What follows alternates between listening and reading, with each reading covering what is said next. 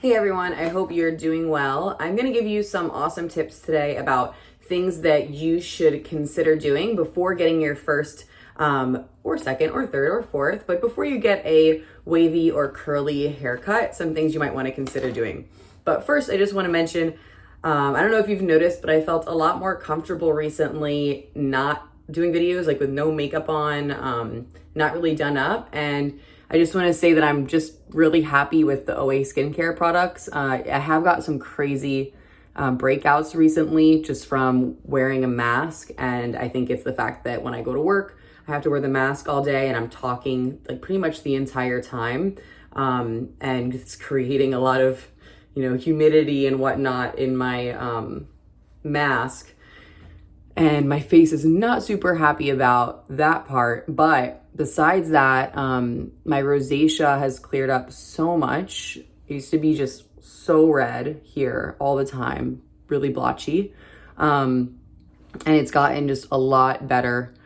So I have to wonder, because I wasn't able to use any skincare products in the past, if maybe the synthetic fragrance or the colorants that were used in some of my old products might have been causing irritation instead of helping my skin, which is what they were supposed to do.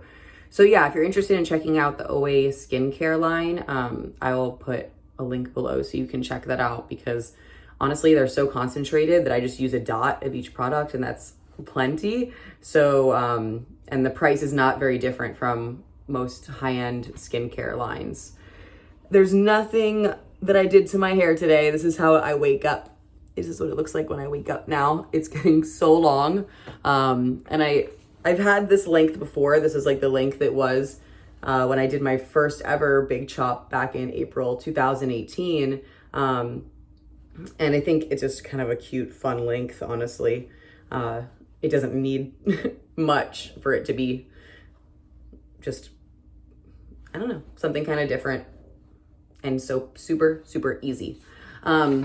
Okay, so I wrote down a couple things because I just didn't want to forget anything and then have to redo the video. But some of the tips for what you should do before you get a curly or wavy cut. And this is coming from someone who does curly and wavy hair professionally.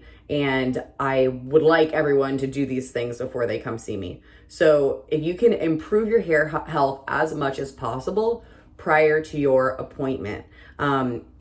If you're going to someone who cuts hair in its natural shape, whether that's wavy, curly, or coily, and they do it visually like I do, then the shape is based on the curl pattern. And if your hair health changes a lot after the appointment, that can affect the shape of the haircut. So it's better for it to get healthier beforehand, but also be careful not to do anything to damage your hair afterwards, because that would affect the haircut as well. So for your haircut to last the longest amount of time, look good for the longest amount of time, you really want the shape of the individual curls or waves to stay as consistent to how it was the day it got cut for as long as possible. If your hair tends to stretch out a lot on top as it gets longer because it's not super, super curly, practicing techniques to stop it from getting so stretched out, so like releasing weight, cupping and hovering, that's some of the technique that I do in my videos. This is to help shrink it up on top so that as it gets longer and starts to get weighted down, you can help defy gravity so your haircut looks good for longer instead of becoming a triangle eventually. Anything that you can do beforehand to practice styling. So I have a bunch of online courses for styling, and I do teach styling in the appointment as well. But if you're already doing some of these styling techniques beforehand, before your cut, that's gonna help your hair get curlier if that's possible beforehand, which will make your cut last even longer too. So any styling techniques you can learn in advance, that's gonna make your cut last longer too. If you can find a specialist who works with your texture. So there are a lot of different hair specialists out there. Try to find somebody who you see that they do work with your texture. I work with my clientele are very well rounded, pretty much all textures. If you go to my Instagram and scroll down for a while, you'll see pretty much across the board texture wise. But some people are a lot more comfortable working with certain textures. So, utilize social media to find specialists and look through their work and make sure that you like their style, make sure that you see something that's familiar to yourself, because it is such a unique skill, this cutting curly hair, that you really want to make sure that you're going to get a good haircut and that you can trust the person that you're going to go to.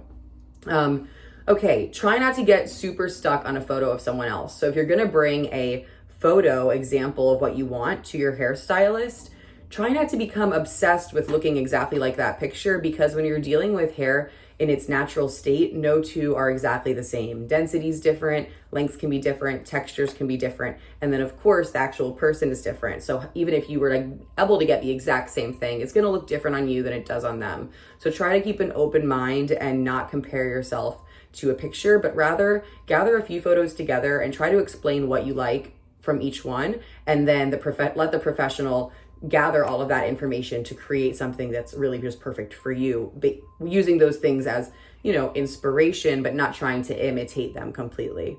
And then decide if you are fully committing or going to wear your hair straight sometimes still. So if you're still going to wear your hair straight sometimes, you need to take that into account, because if what you really want when your hair is curly is a bunch of short layers and bangs and stuff, but you also want to straighten it out and have it look like it's one length, those two things can't be the exact same haircut. It won't work out that way. So definitely make sure that you tell your professional if you're still planning to straighten out your hair, so that they know and can give you the limitations on what they can do for your curly hair if you're still wanting it to look a certain way straight as well, or if they can even do that for you at all. So that's my 2 cents on some things that you should consider before getting a curly or wavy cut. If you're deciding to embrace your natural texture for the first time, don't be scared. There is a growing amount of professionals out there, and their knowledge just keeps growing as well. And I'm going to continue trying to put my education out there and help you guys so that you don't have to be so afraid of going to get a curly or wavy cut, and also to help you with styling your own hair at home. I love you so much. I'll talk to you soon. You can follow me on Instagram at steph.marrow. And if you want to come to me or my husband, Dennis, we both do curly hair. We are located in Orlando, Florida. And you can follow the link, my link tree in the description, to find how to book, and also a bunch of other resources that we offer. Take care. Bye. Be well.